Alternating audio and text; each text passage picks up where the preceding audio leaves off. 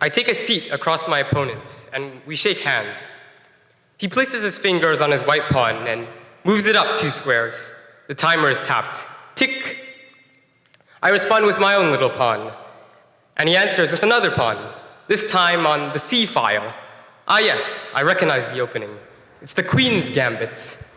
He wants me to take his free pawn, but nah, I decline and I move my knight in an L shape.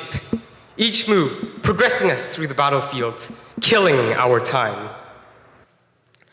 I plan each move carefully in hopes of eventually winning, but my opponent is just as precautious as I am. I realize that his defenses are too fortified and that I must simplify the game. So I place my fingers on my bishop and slide it across the board, eliminating his own. He happily accepts the trade and recaptures. I finally see an opening in his army of pieces.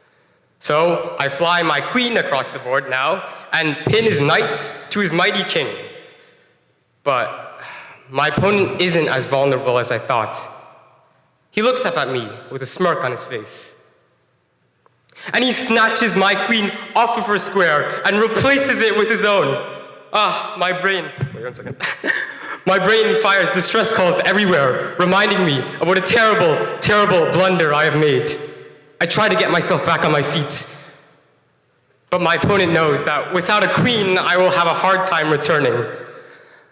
I try to think of ways to stop his attacks. I try to deflect all his attacks that are coming from both sides. I nervously glance at the time. I'm running out of it. Each tick of the timer hammers at my heart. Each possible move flies through my mind until he gets a little cocky and he pushes his pieces too far. I see a last opportunity, but I have to admit, it's risky. I take my time to think about this one as I stare at the lifeless board.